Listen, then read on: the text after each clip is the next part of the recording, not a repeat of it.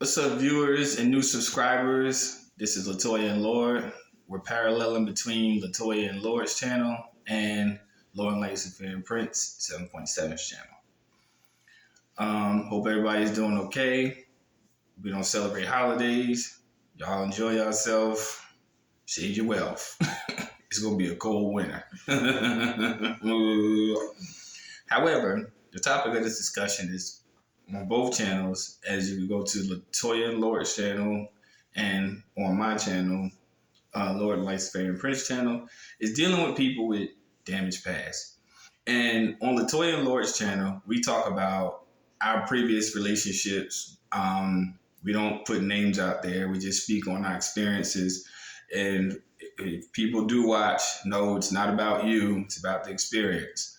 And for the most part, what we're doing is we're basically, informing people of our past occurrences and how it has affected our decision for us to actually meet and be together, which in and of itself wasn't such a bad idea for them to do anyway. At least I think so. However, the topic of dealing with people, before I proceed, if you're watching these videos around children, please remove them from your immediate vicinity because on both channels, we do not do child-based content. Okay? Good. Now, dealing with people with damaged past, we have to realize that when you engage in a relationship with any person, everybody has a past. However bleak or however decent or however, everyone has a past. However, people don't understand that when you deal with people with damaged past, basically you have to take it into consideration that some people are workable, they're pliable, and some people are just totally disagreeable because they totally let their past determine their character. And a lot of times we run into people that we have relationships with that have these underlying issues that we may or may not ever know about. And when you're in a relationship with these people, uncharacteristically, they may act out upon those current instances, which indeed may make a relationship suffer. And unless those issues are addressed, then it may not be a relationship that is actually worth your time or your trouble. Now, most people don't understand psychologically that you have what is called latent occurrences.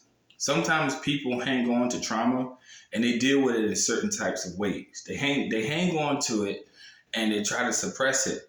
What they don't know is that the childhood into with the adolescence into adulthood can somewhat be stunted by certain occurrences of trauma.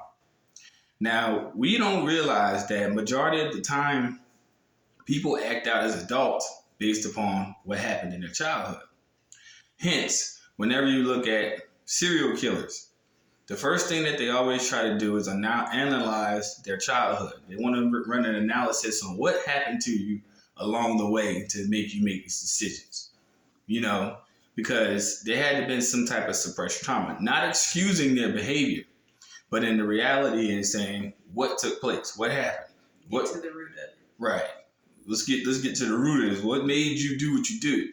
And if you look at what the majority of them say, it always was based on some type of childhood trauma.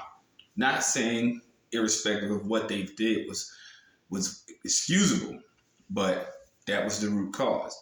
So when we deal with people with damaged past, we have to realize that we're dealing with people who act upon instances that happened before you met that person.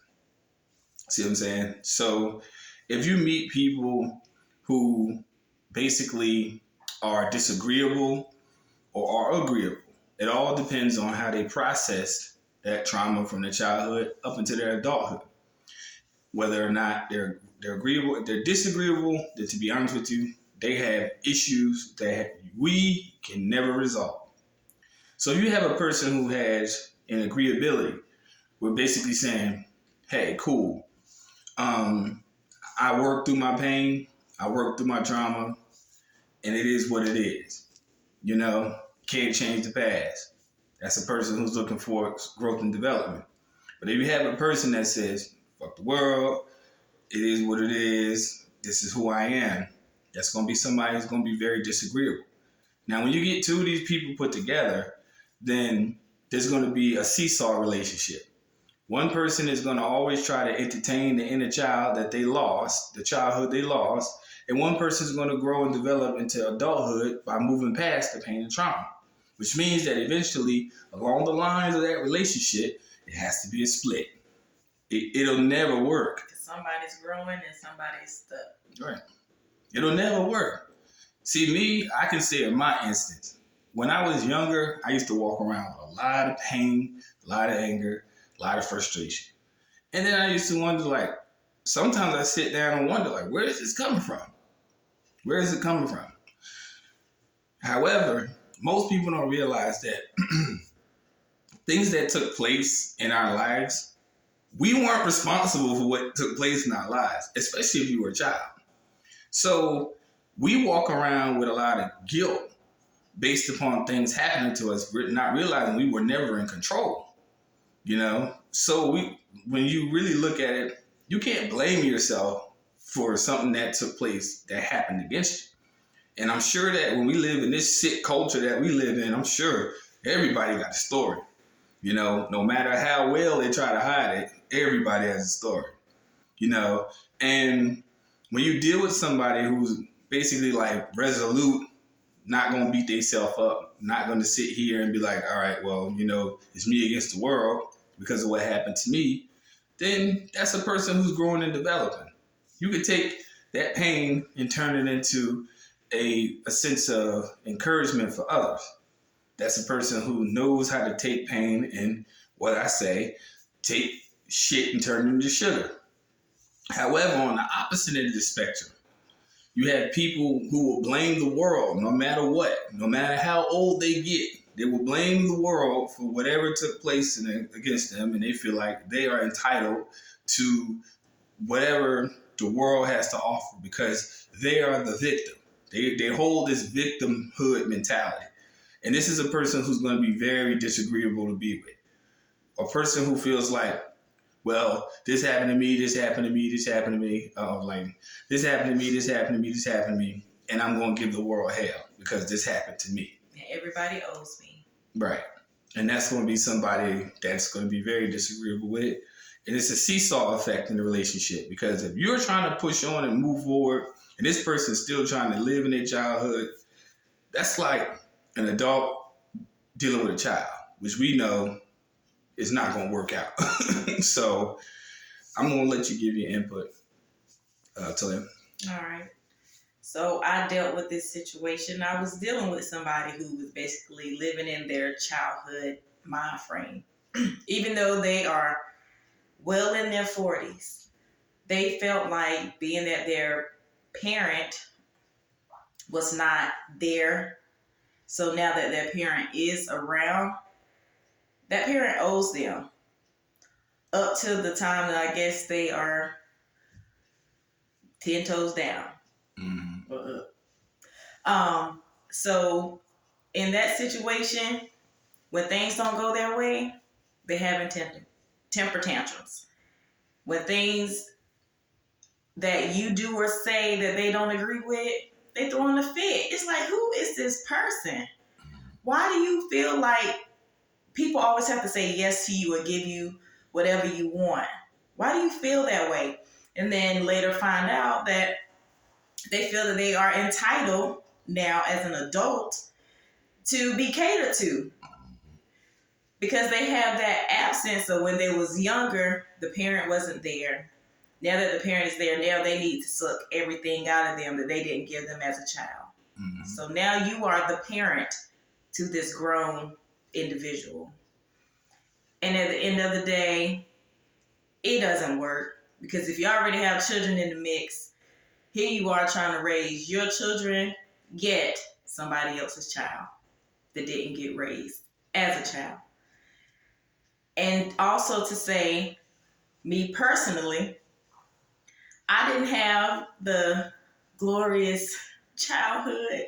No, I didn't. Me neither. And I had issues where there was family members who did a lot of touching. Touch.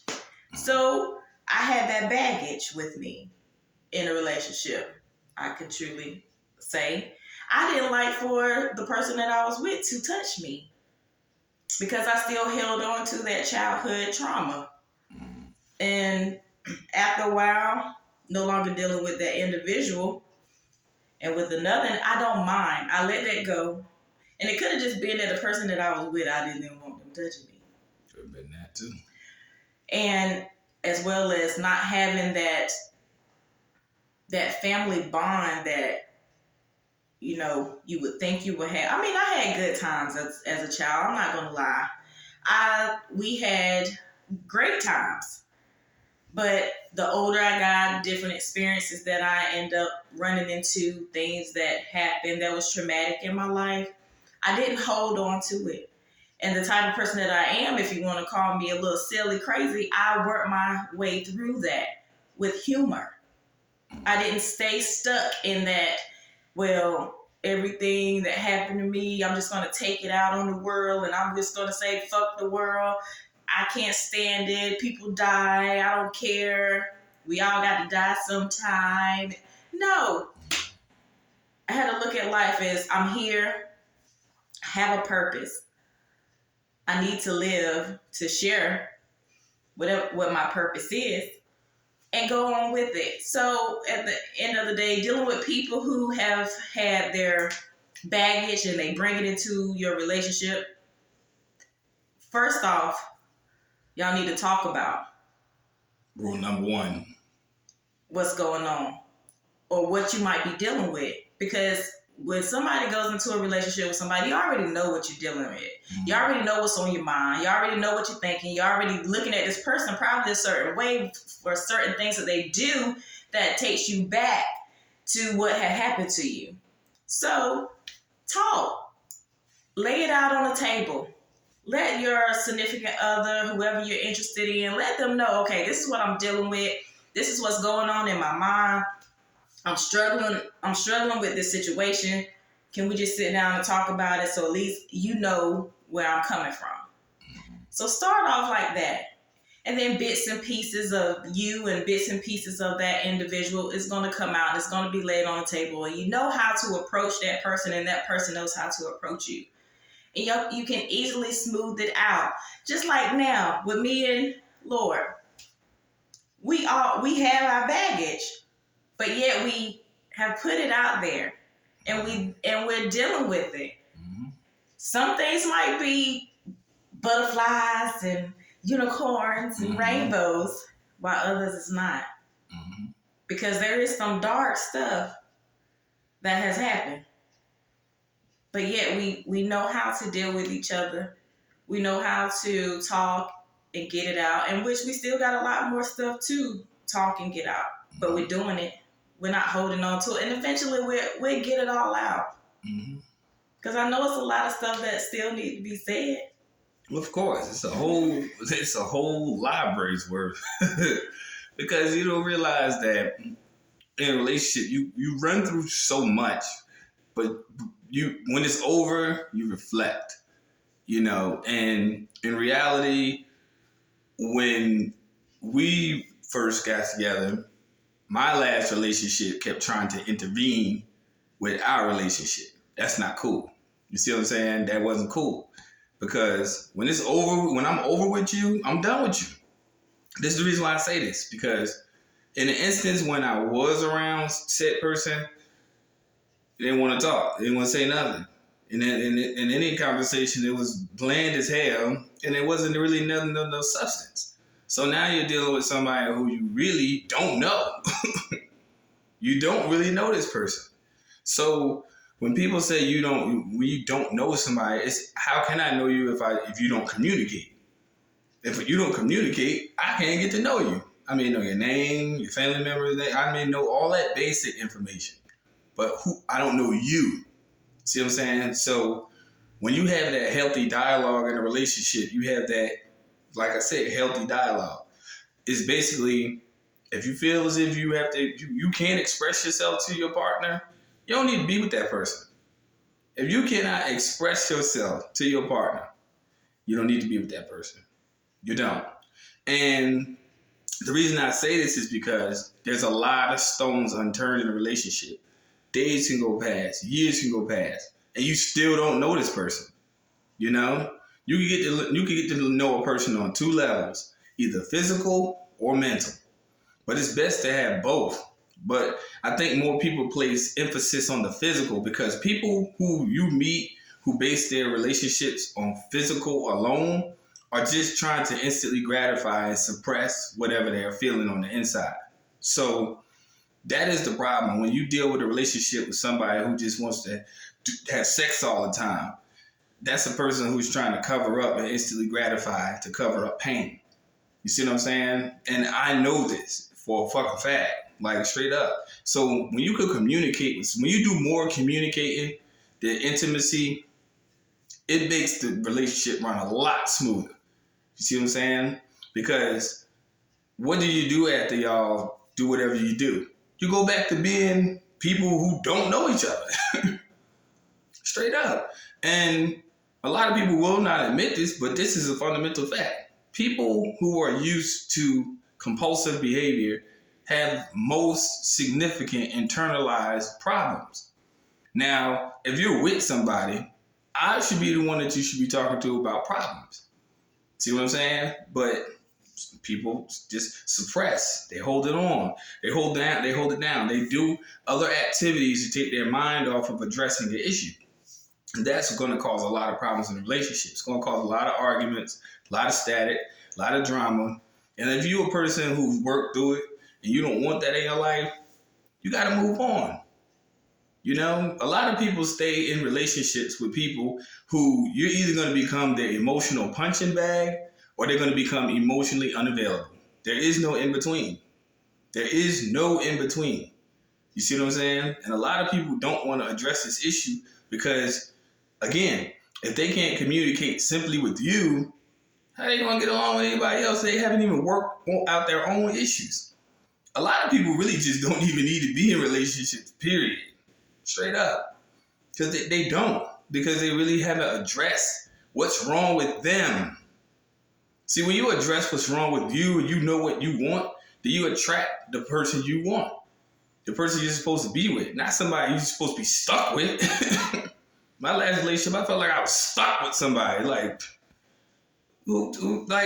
really, I can honestly admit this. Felt like I was just stuck. And it turned out into be a clusterfuck of problems. Straight up problems. That's all it was. In most instances, it was problems. You know, problems I never had with anybody in my entire life before. And that was a problem. So it was a learning experience for me. Because I had to realize it was two people coming together to try to figure out a problem. With that being said, people, if you don't know your partner and this partner is not communicating with you, I suggest you cut it off. Even if kids are involved, let the courts handle that. But don't stay in a space where there's no mutual affection, period. Close it out. Well, just to piggyback off something really quick. In the relationship I was in previously, I didn't feel that I was stuck, but I felt like I had to make a plan, escape. That's it. Because children were involved. And my plan was to let them get to a certain age and then walk away. But a situation happened before that age that I was trying to get them to, that it's like, I can't do it anymore. So It was easier. So once I said, this is it, I can't take the abuse anymore, I can't handle this anymore, it was easier to let it go. And boom, there it was. So if you are feeling like you're stuck, but you know that in your heart of hearts, you're not in love with that person. You don't have, I mean, you might love them because you've been with them for however many years and you have that, you care for them. But at the end of the day, you're not in love with them. That in love is gone, but caring for them is still there. It's good to just let them go. Just let them go. Let them go. First off, this is getting choppy. I don't know why. And it's probably going to fix itself when it uploads. But If this is your first time viewing these channels, please like and subscribe.